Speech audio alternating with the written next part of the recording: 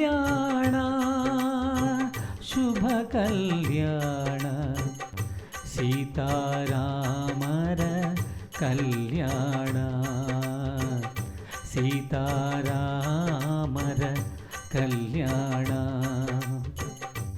ಆದಿದೇವನ ಆದಿದೇವಿಯ ಆದಿದೇವನ ಆದಿದೇವಿಯ ಲೋಕೋದ್ಧಾರದ ಶುಭ ಪಯಣ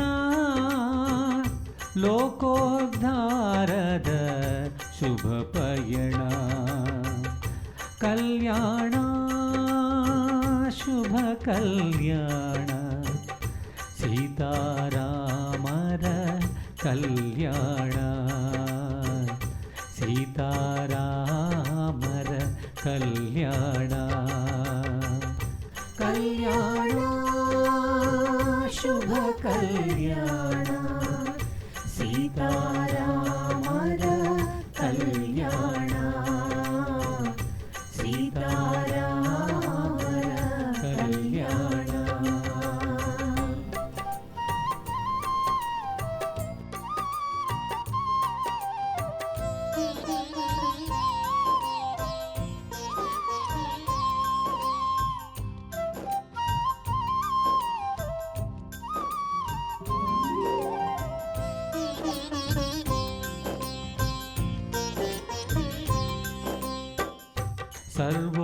ಸರ್ವೋತ್ತಮನನು ಸರ್ವಮಂಗಳೇ ವರಿಸುವ ಪರಿಯನು ನೋಡುವುದೇ ಲೋಕಲೋಕಗಳ ಪುಣ್ಯಚೇತನರ ಮಹಾಭಾಗ್ಯದ ಕ್ಷಣವಿದುವೇ ಕಲ್ಯಾಣ ಶುಭ ಕಲ್ಯಾಣ ಸೀತಾರಾಮರ ಕಲ್ಯಾಣ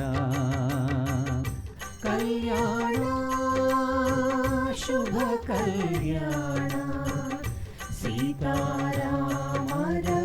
ಕಲ್ಯಾಣ ಸೀತಾರಾಮರ ಕಲ್ಯಾಣ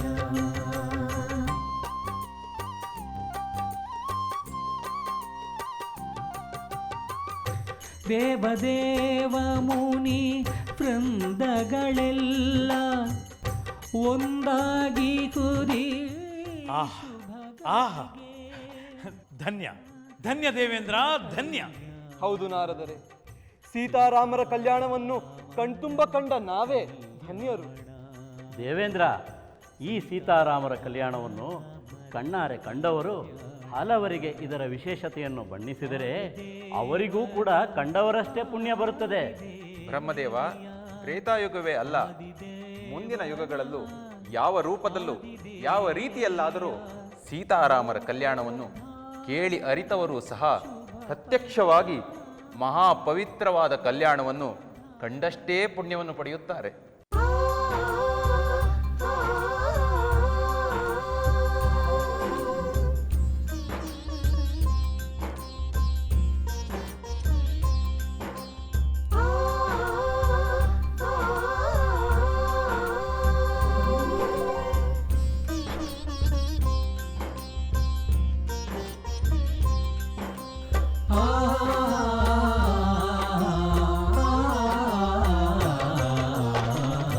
ಕಲ್ಯಾಣ ಶುಭ ಕಲ್ಯಾಣ ಕಲ್ಯಾಣ ಶುಭ ಕಲ್ಯಾಣ ಸೀತಾರಾಮರ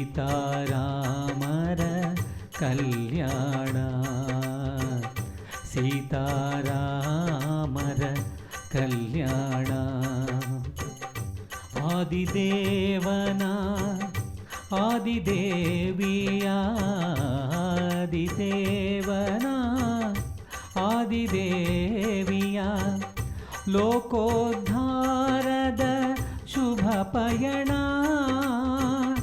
ಲೋಕೋದ್ಧಾರದ ಶುಭ ಪಯಣ ಕಲ್ಯಾಣ ಶುಭ ಕಲ್ಯಾಣ ಸೀತಾರಾಮರ ಕಲ್ಯಾಣ ಸೀತಾರಾಮರ ಕಲ್ಯಾಣ ಕಲ್ಯಾಣ ಶುಭ ಕಲ್ಯಾಣ ಸೀತಾರಾಮರ ಕಲ್ಯಾಣ ಸೀತಾರಾಮರ ಕಲ್ಯಾಣ.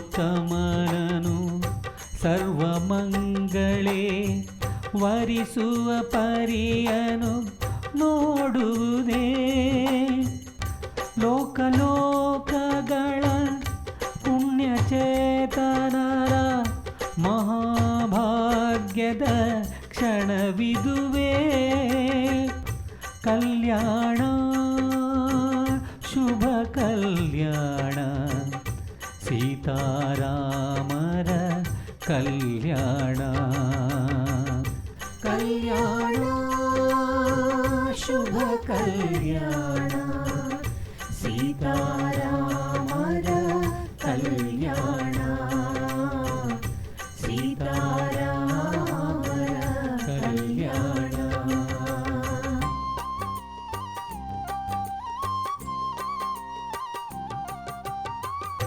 ದೇವದೇವ ಮುನಿ ವೃಂದಗಳೆಲ್ಲ ಒಂದಾಗಿ ಕುದಿ ಶುಭಗಳಿಗೆ ಒಂದೇ ಭುವಿಯಲ್ಲಿ ಆನಂದ ತರುವ ರಘುಕುಲ ಸುತನ ಮದುವೆಯಿದೆ.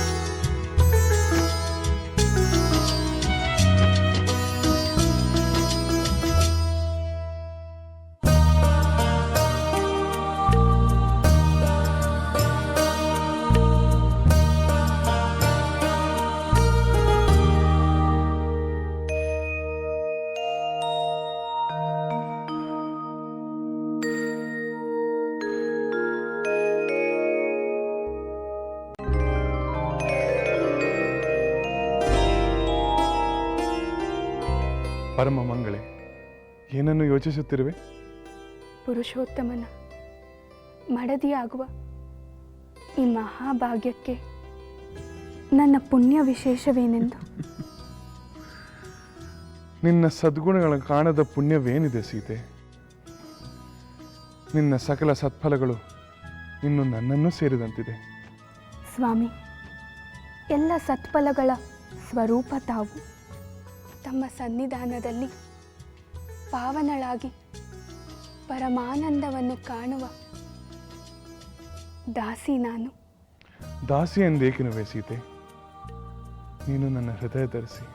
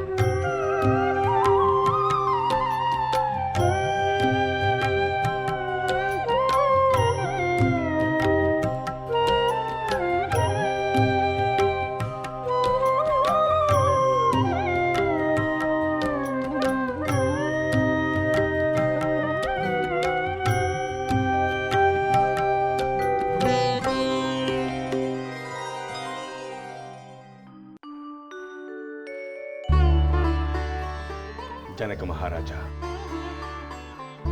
ದಶರಥ ಮಹಾರಾಜ,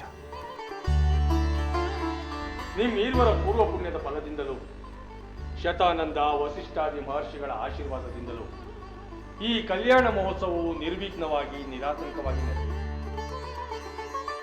ಪುರುಷೋತ್ತಮನಾದ ರಾಮ, ಪರಮ ಮಂಗಳೆಯಾದ ಸೀತೆ, ದೇವತಾ ಸ್ವರೂಪರಾದ ಲಕ್ಷ್ಮಣ, ಶತ್ರುಘ್ನ, ಭರತರ ಕಲ್ಯಾಣ ಕಾರ್ಯದಲ್ಲಿ ಭಾಗವಹಿಸಿ ಆ ಆನಂದವೂ ನಮ್ಮದಾಯಿತು. ಮಹರ್ಷಿಗಳೇ, ತಾವು ಮಾಡಿದ ಈ ಮಹದುಪಕಾರವನ್ನು ರಘುವಂಶ ಇರುವವರಿಗೆ ಸ್ಮರಿಸುತ್ತದೆ. ನಮ್ಮ ಪುತ್ರರ ಕಲ್ಯಾಣಕ್ಕಾಗಿಯೇ ತಾವು ಅಯೋಧ್ಯೆಗೆ ಆಗಮಿಸುತ್ತೀರಿ ಎಂಬುದು ಈಗ ನನಗೆ ಸ್ಪಷ್ಟವಾಗಿದೆ. ಅಸುರ ಸಂಹಾರವೇ ಆಗಲಿ, ಯಜ್ಞ ರಕ್ಷಣೆಯಾಗಲಿ ತಮ್ಮಿಂದ ಅಸಾಧ್ಯವಾದುದು ಏನಲ್ಲ ಎಂದು ನನಗೆ ತಿಳಿದಿದೆ. ಆದರೂ ಆ ಕೀರ್ತಿ ನಮ್ಮ ಪುತ್ರರಿಗೆ ಲಭಿಸುವಂತೆ ಮಾಡಿದ್ದೀರಿ. ಈ ಕಲ್ಯಾಣ ಸುಸೂತ್ರವಾಗಿ ಸಾಂಗವಾಗಿ ನೆರವೇರುವಂತೆ ಮಾಡಿದ್ದೀರಿ. ತಮ್ಮ ಕೃಪಾಶೀರ್ವಾದ ಸದಾಕಾಲ ನಮ್ಮ ಮೇಲೆ ಹೀಗೆಯೇ ಇರಲಿ. ಬ್ರಹ್ಮರ್ಷಿ, ಸೀತಾ ಸ್ವಯಂವರವನ್ನು ನಾನು ಎಂದು ನಿರ್ಧರಿಸಿದೆ, ಎಂದು ವೀರಾಧಿವೀರರೆಲ್ಲ ಶಿವಧನಸ್ಸನ್ನು ಎತ್ತಲಾರದೆ ಸೋತು ಹೋದರು, ಅಂದು ಆರಂಭವಾದ ಸೀತೆಯ ವಿವಾಹದ ಚಿಂತೆಯು ತಾವು ರಾಮಲಕ್ಷ್ಮಣರೊಂದಿಗೆ ಮಿಥಿಲೆಯನ್ನು ಪ್ರವೇಶಿಸಿದಾಗ ಕೊನೆಗೊಂಡಿತು. ತಮ್ಮ ಅನುಗ್ರಹದಿಂದ ಸೀತಾರಾಮರ ಕಲ್ಯಾಣವನ್ನಷ್ಟೇ ನಿರೀಕ್ಷಿಸುತ್ತಿದ್ದ ನನಗೆ ತಮ್ಮ ಮಾರ್ಗದರ್ಶನದಲ್ಲಿ ರಘುವಂಶದ ರಾಜಕುಮಾರರೊಂದಿಗೆ ನಮ್ಮ ಪುತ್ರಿಯರು ಹಾಗೂ ನನ್ನ ಸಹೋದರರ ಪುತ್ರಿಯರು ವಿವಾಹವಾಗಿದ್ದನ್ನು ಕಂಡು ನನ್ನ ಕಲ್ಪನೆಗೂ ಮೀರಿ ಸಂತೋಷ ಉಂಟಾಗಿದೆ. ನಮ್ಮ ವಂಶಕ್ಕೆ ತಾವು ಮಹದುಪಕಾರವನ್ನು ಮಾಡಿದರು. ಈ ಉಪಕಾರವನ್ನು ನಾನು ಎಂದೆಂದೂ ನೆನೆಸುತ್ತಿರುತ್ತೇನೆ. ತಮಗೆ ಚಿರಋಣಿ. ಮಹರ್ಷಿಗಳೇ, ಸೀತೆಯ ವಿವಾಹದ ಸಂಭ್ರಮದಲ್ಲಿ ಪಾಲ್ಗೊಳ್ಳಲು ಬಂದ ನನಗೆ ನನ್ನ ಪುತ್ರಿಯರ ವಿವಾಹದ ಸೌಭಾಗ್ಯವನ್ನೂ ಕಂಡು ಆನಂದಿಸುವಂತೆ ಮಾಡಿದೆ. ತಮಗೆ ನನ್ನ ಅನಂತನಂತ ವಂದನೆಗಳು. ಜನಕ ಸಹೋದರ, ಎಲ್ಲವೂ ದೈವ ನಿರ್ಣಯ. ನಮ್ಮ ಕಾರ್ಯಗಳೇನಿದ್ದರೋ ನಿಮಿತ್ತ ಮಾತ್ರ.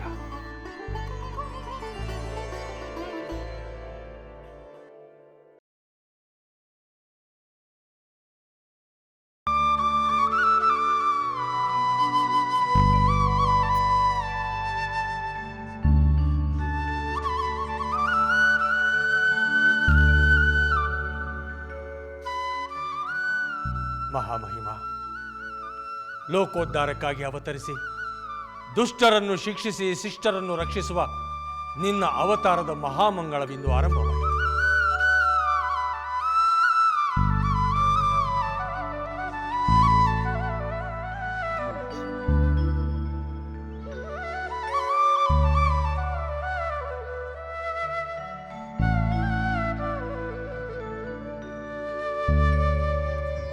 ಬ್ರಹ್ಮರ್ಷಿಗಳೇ, ತ್ರೇತಾಯುಗದ ಈ ಮಹಾಮಂಗಳ ಕಾರ್ಯವನ್ನು ಸುಸೂತ್ರವಾಗಿ ನಿರಾತಂಕವಾಗಿ ನೆರವೇರಿಸಿಕೊಟ್ಟಿದ್ದೀರಿ. ಕೌಶಿಕ ಮುನೀಂದ್ರ, ಈ ಕಲ್ಯಾಣಕ್ಕೆ ನಾಂದಿ ಹಾಡಿದವರು ತಾವೇ ಅಲ್ಲವೇ? ಈ ಕಲ್ಯಾಣ ಕಾರ್ಯವು ಇಷ್ಟು ಸುಸೂತ್ರವಾಗಿ ನೆರೆದಿದ್ದು ತಮ್ಮ ಕೃಪೆಯಿಂದಲೇ ಅಲ್ಲವೇ? ಬ್ರಹ್ಮರ್ಷಿಗಳೇ, ನಮ್ಮ ಈರ್ವರ ಸಮಾಗಮ ಸಂದರ್ಶನಗಳು ಲೋಕ ಕಲ್ಯಾಣಕ್ಕೋಸ್ಕರ ಹೀಗೆಯೇ ನೆರವೇರುತ್ತಿರಲಿ. ಶತಾನಂದರೇ, ಕಾರ್ಯನಿಮಿತ್ತವಾಗಿ ನಾವು ಹಿಮವತ್ ಪರ್ವತಕ್ಕೆ ಪ್ರಯಾಣ ಬೆಳೆಸುತ್ತೇವೆ. ಅಪ್ಪಣೆಯಾಗಬೇಕು. ಬ್ರಹ್ಮರ್ಷಿಗಳೇ,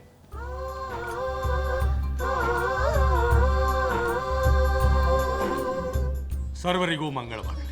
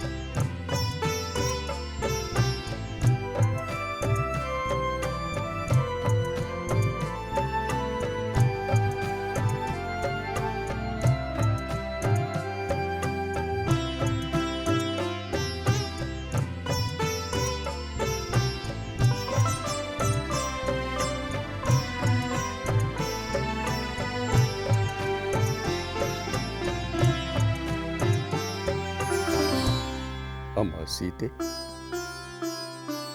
ಮಕ್ಕಳಿಲ್ಲದೆ ಕೊರಗುತ್ತಿದ್ದ ನಮಗೆ ಭೂಮಿ ಜಾತೆಯಾಗಿ ಸಿಕ್ಕು ನಮ್ಮ ವಂಶವನ್ನು ಬೆಳಗಿದ್ದಲ್ಲದೆ ಮತ್ತೊಂದು ಮಹಾವಂಶವನ್ನು ಬೆಳಗಲು ಹೊರಟಿರುವ ನಿನ್ನ ಬಗ್ಗೆ ಒಂದು ಕಡೆ ಅಪರಿಮಿತವಾದ ಆನಂದ, ಇನ್ನೊಂದು ಕಡೆ ನಿನ್ನನ್ನು ಕಳುಹಿಸಿಕೊಡುವ ಅಗಲಿಕೆಯ ನೋವು.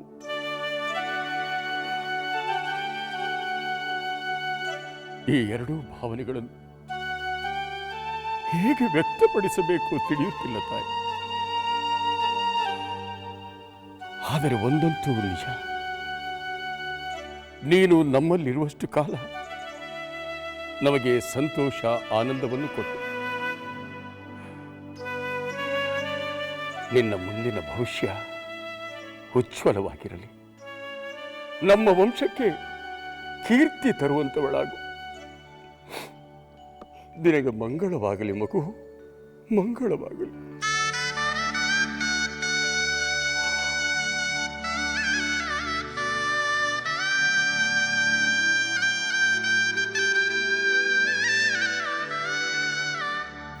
ಸೀತೆ, ಪ್ರತಿದಿನವೂ ನಿನ್ನ ಸುಲಕ್ಷಣವಾದ ಮುಖವನ್ನು ನೋಡದಿದ್ದರೆ ನನ್ನ ಪಾಲಿಗೆ ಆ ದಿನ ಹಗಲೇ ಆಗಲಿಲ್ಲವೇನೋ ಎನಿಸುತ್ತಿತ್ತು. ನಿನ್ನೊಡನೆ ಊರ್ಮಿಳೆ, ಪಾಂಡವಿ, ಶ್ರುತಕೀರ್ತಿ ಇವರೆಲ್ಲರೂ ಈ ಅರಮನೆಯಲ್ಲಿ ಸೇರಿದಾಗ ಬಾನಿನಲ್ಲಿ ಚಂದಿರ ನಕ್ಷತ್ರಗಳು ಹೇಗೆ ಕಂಗೊಳಿಸುತ್ತಾವೋ ಹಾಗೆ ಈ ಅರಮನೆಯು ಕಂಗೊಳಿಸುತ್ತಿತ್ತು.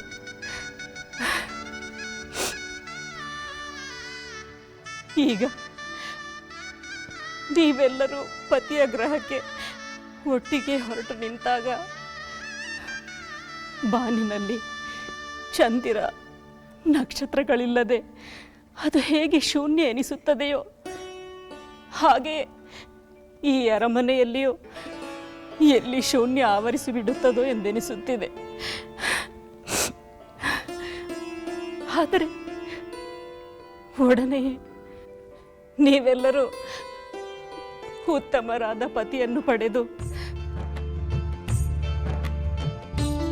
ಸದ್ಗುಣವಂತರ ಸಾನ್ನಿಧ್ಯದಲ್ಲಿ ಬಾಳುತ್ತೀರಾ ಎನ್ನುವುದನ್ನು ನೆನೆಸಿದೊಡನೆಯೇ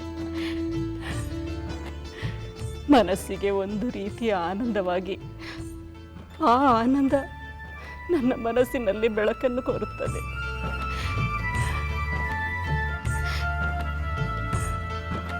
ಹೋಗಿ ಬನ್ನಿ, ನಿಮ್ಮ ಪತಿಯ ಗ್ರಹದಲ್ಲಿ ಕ್ಷಣ ಕ್ಷಣವು ಆನಂದದಲ್ಲಿರಿ.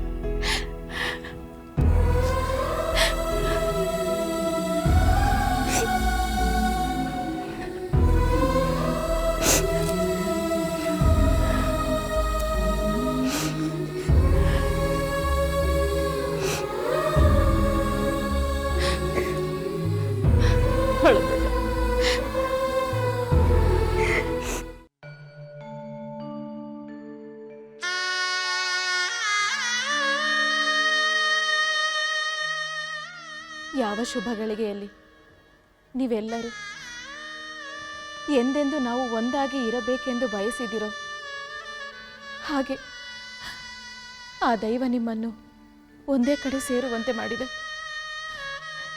ಮಿಥಿಲೆಯಲ್ಲಿ ಸಹೋದರಿಯರಾಗಿ ಸೌಹಾರ್ದತೆ ಅನ್ಯೋನ್ಯತೆಯಿಂದ ಮೆರೆದಿರೋ ಹಾಗೆ ಅಯೋಧ್ಯೆಯಲ್ಲೂ ಕೂಡ ಸೌಹಾರ್ದತೆ ಅನ್ಯೋನ್ಯತೆಯಿಂದ ಸುಖವಾಗಿ ಬಾಳಿ.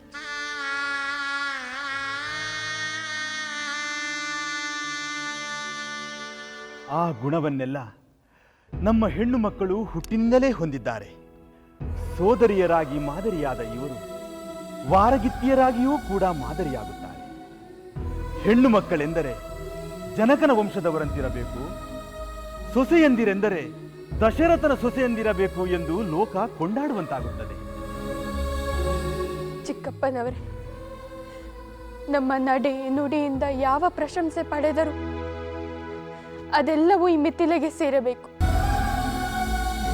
ಏಕೆಂದರೆ ಇಲ್ಲಿನ ಭೂಮಿ, ಮಾತ, ಪಿತ, ಬಂಧುಗಳು ಕಲಿಸಿಕೊಟ್ಟ ಸಂಸ್ಕಾರವೇ ಲೋಕದ ಪ್ರಶಂಸೆಗೆ ಕಾರಣವಾಗುತ್ತದೆ. ಅದಕ್ಕಾಗಿಯೇ ಈ ಭೂಮಿಯನ್ನು, ಮಾತ, ಪಿತ, ಬಂಧು, ಮಿಥಿಲೆಯ ತರುಲತೆಗಳಿಗೆ ಪ್ರತಿದಿನವೂ ನಾನು ವಂದನೆಯನ್ನು ಸಲ್ಲಿಸುತ್ತೇನೆ.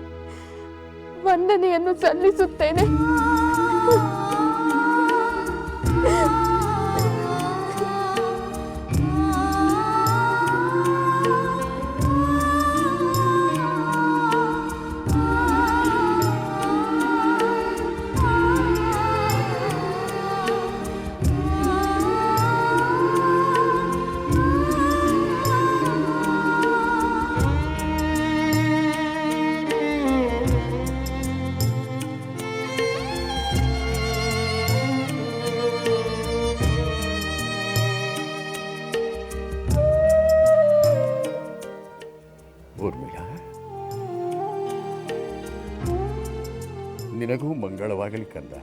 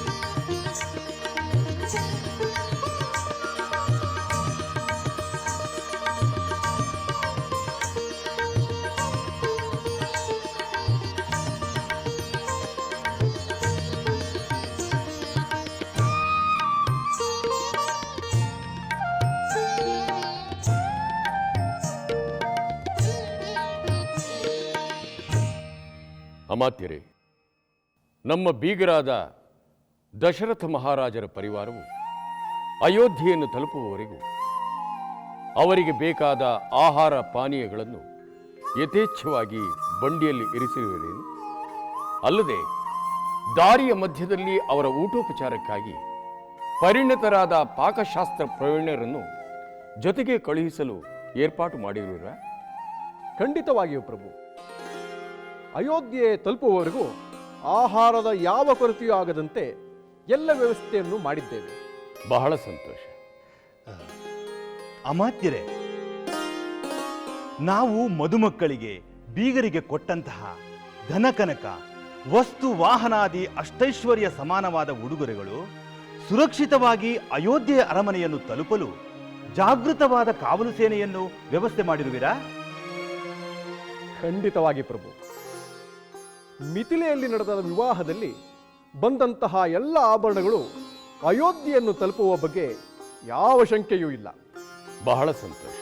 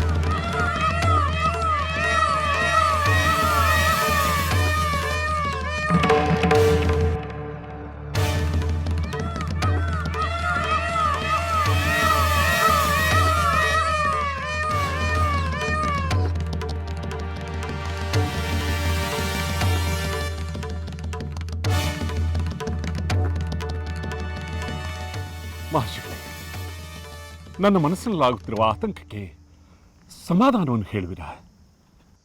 ಮಹಾರಾಜ, ವೇಗವಾಗಿ ಹೋಗುತ್ತಿದ್ದ ರಥವನ್ನು ನಿಲ್ಲಿಸಿ ಕೆಲ ಕಾಲ ವಿಶ್ರಾಂತಿ ಪಡೆಯೋಣ ಎಂದು ನೀನು ಹೇಳಿದಾಗಲೇ ನಿನ್ನ ಮನಸ್ಸಿನಲ್ಲಿ ಏನೋ ಕೋಲಾಹಲ ಉಂಟಾಗಿದೆ ಎಂದು ನನಗನ್ನಿಸಿತು. ಹೇಳು ಮಹಾರಾಜ, ನಿನ್ನ ಮನಸ್ಸಿನ ಕಳವಳಕ್ಕೆ ಕಾರಣವೇನು? ಮಹರ್ಷಿಗಳೇ, ಕಾಡುಮೃಗಗಳು ರಥವನ್ನು ಪ್ರದಕ್ಷಿಣೆ ಹಾಕಿ ಹೋಗಿವೆ. ರಥದ ಸುತ್ತಲೂ ಭಯಂಕರವಾದ ಪಕ್ಷಿಗಳ ಚೀರಾಟ ಕೇಳಿ ಬರುತ್ತಿದೆ. ಇದಕ್ಕೆ ಕಾರಣವೇನು? ಇದನ್ನು ಕೇಳುತ್ತಿದ್ದರೆ ನನ್ನ ಹೃದಯ ಕಂಪಿಸುತ್ತಿದೆ, ಮನಸ್ಸು ಕಳವಳಗೊಂಡಿದೆ. ಮಹಾರಾಜ, ಪ್ರಯಾಣದಲ್ಲಿದ್ದಾಗ ಪಕ್ಷಿಗಳು ಜೋರಾಗಿ ಚೀರುವುದು, ಮೃಗಗಳು ಪ್ರದಕ್ಷಿಣೆ ಹಾಕಿ ಮುಂದೆ ಹೋಗುವುದು, ಈ ಎರಡು ಶಕುನಗಳ ಫಲವನ್ನು ನಿನಗೆ ಹೇಳುತ್ತೇನೆ ಕೇಳು. ಆಕಾಶದಲ್ಲಿ ಹಾರಾಡುತ್ತಾ ಪಕ್ಷಿಗಳು ಜೋರಾಗಿ ಚೀರಾಡಿದರೆ ಅದು ಅಪಾಯ ಎಂದು ತಿಳಿಯಬೇಕು. ಹಾಗೆಯೇ ಮೃಗಗಳು ಪ್ರದಕ್ಷಿಣೆ ಹಾಕಿ ಮುಂದೆ ಹೋದರೆ ಆ ಅಪಾಯವು ತನ್ನಂತೆಯೇ ಪರಿಹಾರವಾಗುವುದು ಎಂದು ತಿಳಿಯಬೇಕು. ಹಾಗಾಗಿ ನೀನು ಕಳವಳ ಪಡಬೇಕಾದ ಅವಶ್ಯಕತೆ ಇಲ್ಲ ಮಹಾರಾಜ. ಕೆಲ ಕಾಲ ಇಲ್ಲೇ ತಂಗಿದ್ದು ವಿಶ್ರಾಂತಿ ಪಡೆದು ನಂತರ ಪ್ರಯಾಣವನ್ನು ಮುಂದುವರಿಸಬಹುದು. ಹಾಗೇ ಆಗಲಿ ಮಹರ್ಷಿ.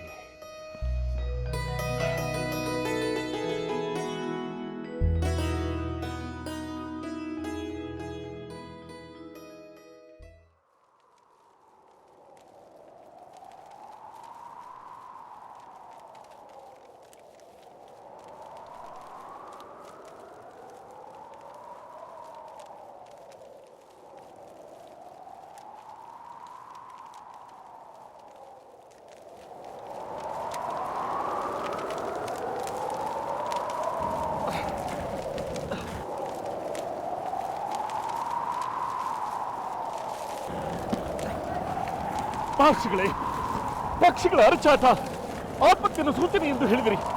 ಈಗ ಹೀಗೆ ಬೀಸುತ್ತಿರುವ ಬಿರುಗಾಳಿಯನ್ನು ನೋಡಿದರೆ ಯಾವುದೋ ಆಪತ್ತು ಎದುರಾಗುತ್ತಿದೆ ಎಂದೆನಿಸುತ್ತದೆ. ದಯವಿಟ್ಟು ಮಂಗಳಕರವಾದ ಕಲ್ಯಾಣವನ್ನು ಮುಗಿಸಿಕೊಳ್ಳುತ್ತಿರುವ ನಮಗೆ ಯಾರಿಂದ ಈ ಆಪತ್ತು ಒದಗಿ ಬರುತ್ತಿದೆ? ತಮ್ಮ ದಿವ್ಯ ದೃಷ್ಟಿಯಿಂದ ತಿಳಿಸಿ.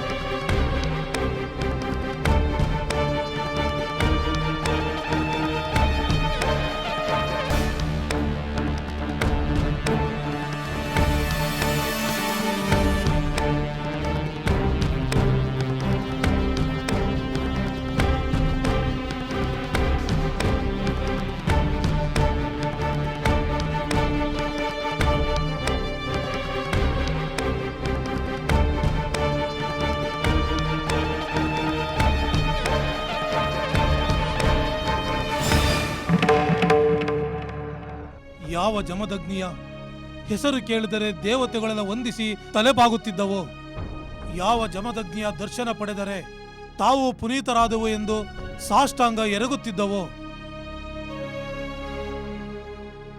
ಯಾವ ಜಮದಗ್ನಿಯು ಕೋಪದಿಂದ ಹೂಂಕರಿಸಿದರೆ ಅಸುರರ ಅಟ್ಟಹಾಸವು ಅಡಗಿ ಹೋಗುತ್ತಿತ್ತೋ ಅಂಥ ಮಹಾ ತಪಸ್ವಿ ಪರಮಜ್ಞಾನಿಯಾದ ನನ್ನ ತಂದೆ ಕ್ಷತ್ರಿಯನೊಬ್ಬನ ದುರಾಸೆ ದುರಹಂಕಾರಕ್ಕೆ ಈ ರೀತಿ ಕೊಲೆಯಾಗಿರುವುದನ್ನು ನೋಡಿದರೆ ಓಹ್, ನನ್ನಿಂದ ಸಹಿಸಲು ಸಾಧ್ಯವಾಗುತ್ತಿಲ್ಲ, ನನ್ನಿಂದ ಸಹಿಸಲು ಸಾಧ್ಯವಾಗುತ್ತಿಲ್ಲ. ಯಾರಿಗೂ ಕೇಡನ್ನು ಬಯಸದ, ಯಾರನ್ನು ನೋಯಿಸದ, ಆತಿಥ್ಯ ಆದರಗಳಿಗೆ ಹೆಸರಾದ ಧರ್ಮ ಕರ್ಮ ನಿಷ್ಠನಾದ ದುರ್ವಿಜನನ್ನು ಈ ರೀತಿ ಕೊಲೆ ಮಾಡಿರುವುದು ಓಹ್, ನನ್ನಿಂದ ಸಹಿಸಲು ಸಾಧ್ಯವಾಗುತ್ತಿಲ್ಲ. ಕ್ಷಾತ್ರ ತೇಜಸ್ಸಿನ ಅಹಂಕಾರದಿಂದ ಅನ್ಯಾಯವಾಗಿ ಆಕ್ರಮಣ ಮಾಡಿ ಕೊಲ್ಲಲು ಅವನ ಕ್ಷಾತ್ರ ಮದವೇ ಕಾರಣ. ಆ ಮದವನ್ನು ಇಳಿಸಲು ನಾನು ಕಾರ್ತ್ಯವೀರನನ್ನು ಕೊಂದು ಇಡೀ ಭೂಮಂಡಲವನ್ನೆಲ್ಲ ಸುತ್ತಿ ಭೂಲೋಕದಲ್ಲಿರುವ ಕ್ಷತ್ರಿಯರನ್ನು ನಿರ್ನಾಮ ಮಾಡುತ್ತೇನೆ.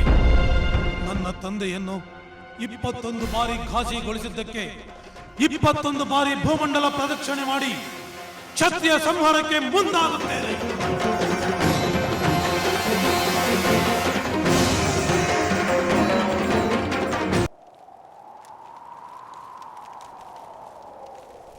ಮಹಾರಾಜ, ಈ ಅಪಶಕನಗಳು, ಈ ಬಿರುಗಾಳಿ ಕಂಪನಿಗಳಿಗೆ ಕಾರಣ ಜಮದಗ್ನಿಯ ಪುತ್ರ ಪರಶುರಾಮ. ಏನಂದ್ರಿ? ಪರಶುರಾಮರೇ?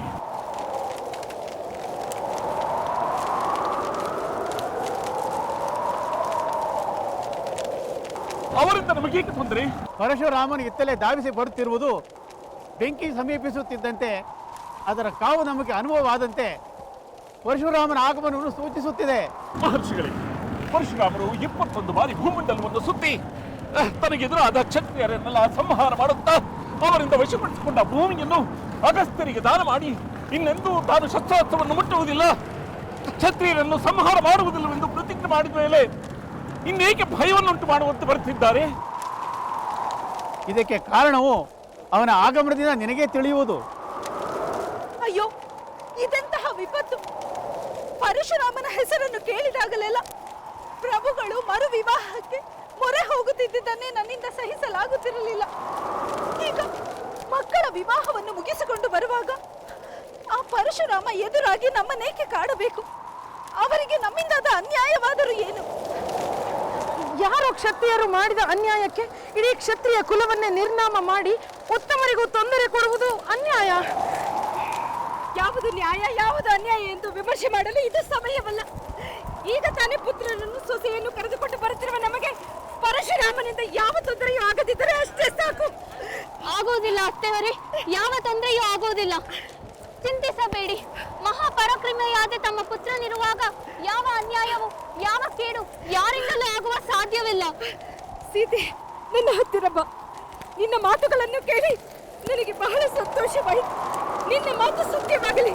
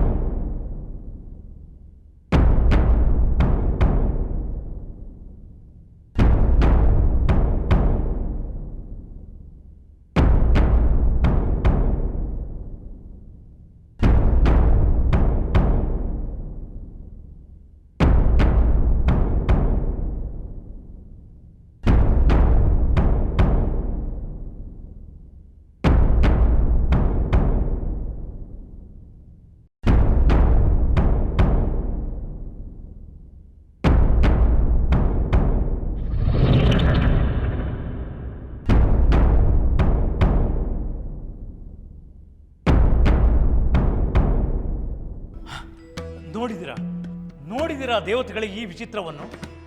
ಈಗ ತಾನೇ ಸೀತಾರಾಮರ ಲೋಕೋತ್ತರ ಕಲ್ಯಾಣವನ್ನು ಕಂಡು ಆನಂದಿಸಿದಿರಿ. ಆದರೆ ಕಲ್ಯಾಣವನ್ನು ಮುಗಿಸಿ ಹಿಂದಿರುಗುತ್ತಿರುವ ದಶರಥನ ಪರಿವಾರಕ್ಕೆ ಕಾಡ್ಗಿಚ್ಚು ಎದುರಾದಂತೆ ಕೊಡಲಿ ರಾಮ ಎದುರಾಗಿದ್ದಾನೆ. ಒಂದೆಡೆ ರಘುವಂಶದಂತಹ ಕ್ಷಾತ್ರಕುಲದ ಮಹಾಪರಾಕ್ರಮಿ ದಶರಥ ರಾಮ, ಇನ್ನೊಂದೆಡೆ ಇಡೀ ಕ್ಷತ್ರ ಕುಲವನ್ನೇ ಧ್ವಂಸಗೊಳಿಸಿದ ಪರಶುರಾಮ. ವಿವಾಹದ ಮಂಜುಳ ನಿನಾದವು ಇನ್ನು ಕಿವಿಯಲ್ಲಿ ಗುಯ್ಗುಡುತ್ತಿರುವಾಗಲೇ ಸಮರದ ರಣಕಹಳೆ ಮೊಳಗಿದಂತಾಗುತ್ತಿದೆ. ಮುನೀಂದ್ರ, ಶ್ರೀನಾರಾಯಣ ರೂಪವಾದ ರಾಮ ಪರಶುರಾಮ ಈ ಪರಿಯ ಮುಖಾಮುಖಿಯಲ್ಲಿ ಎಂತಹ ವಿಲಕ್ಷಣ ಘಟನೆ ನಡೆಯುವುದೋ ಎಂದು ಅನ್ನಿಸುತ್ತಿದೆ. ನಿನ್ನಂತೆಯೇ ನಾನು ಕಾತರನಾಗಿ ನೋಡುತ್ತಿದ್ದೇನೆ ದೇವೇಂದ್ರ. ಅಗೋ ನೋಡು, ಶ್ರೀರಾಮ ಪರಶುರಾಮರ ಬಳಿ.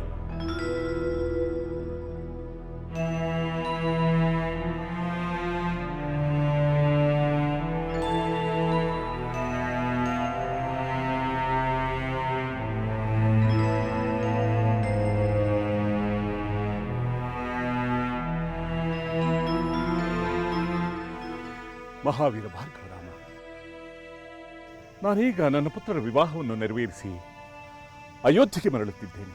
ನನಗೆ ಗೊತ್ತಿದೆ.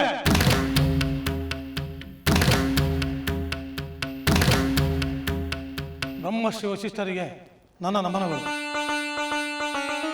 ನಾನೀಗ ನನ್ನ ಹೆಸರಿನ 2 ಅಕ್ಷರಗಳನ್ನು ತನ್ನದಾಗಿಸಿಕೊಂಡಿರುವ ರಾಮನೊಡನೆ ಮಾತನಾಡಲು ಬಂದಿದ್ದೇನೆ.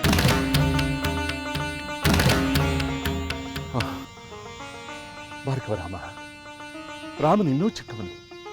ಇದೀಗ ತಾನೇ ಅವನಿಗೆ ವಿವಾಹವಾಗಿದೆ. ಸಾಕು, ನಿಲ್ಲಿಸು.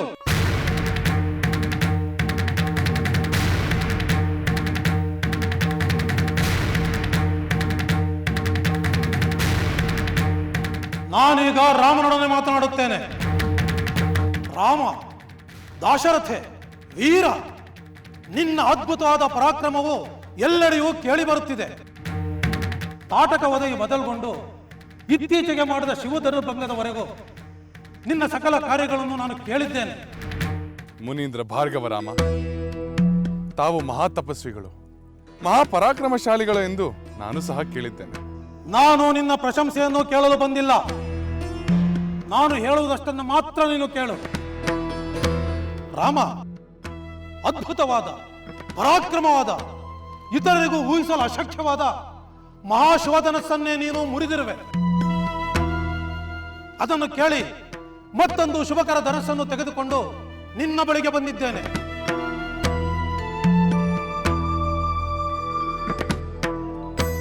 ಇದೇ ಆ ಘೋರ ರೂಪಿಯಾಗಿರುವ ಮಹಾಧನಸ್ಸು.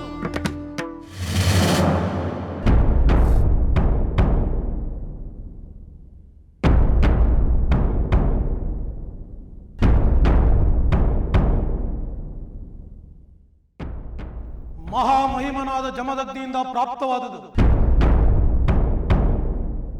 ನೀನು ಈ ಮಹಾಧನಸ್ಸಿನ ಮೌರ್ಯವನ್ನು ಬಿಗಿದು ಬಾಣವನ್ನು ಸಂಯೋಜಿಸು. ಈ ಮೂಲಕವಾಗಿ ನಿನ್ನಲ್ಲಿರಬಹುದಾದ ಪರಾಕ್ರಮವನ್ನು ತೋರಿಸು.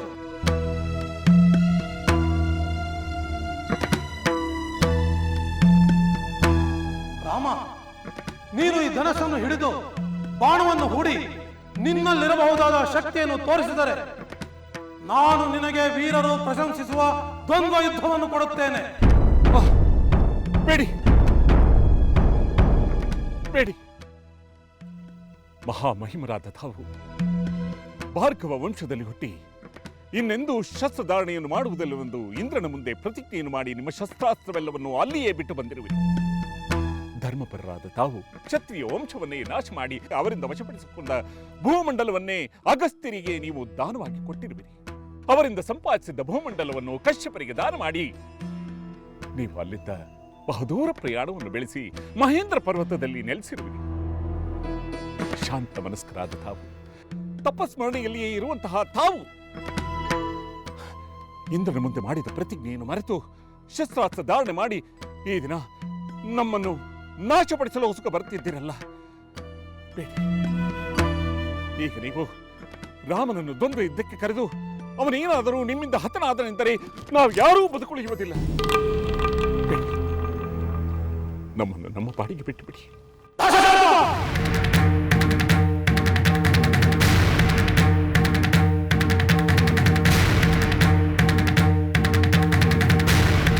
ಈ ನಿನ್ನ ವ್ಯರ್ಥವಾದ ಮಾತುಗಳಿಂದ ಯಾವ ಪ್ರಯೋಜನವೂ ಇಲ್ಲ. ನಾನು ನಿಶ್ಚಯಿಸಿದ್ದನ್ನು ಸಾಧಿಸದೆ ಬಿಡುವುದಿಲ್ಲ. ನನ್ನ ಮತ್ತು ನಿನ್ನ ಮಗ ರಾಮನ ನಡುವೆ ನಡೆಯುವ ಯಾವ ವಿಚಾರಕ್ಕೂ ನೀನು ಮಧ್ಯಪ್ರವೇಶಿಸಬೇಡ. ಗೌರವಿದು.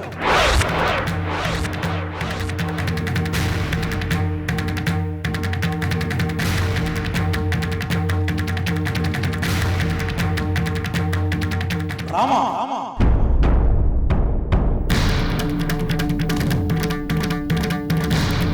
ರಾಮ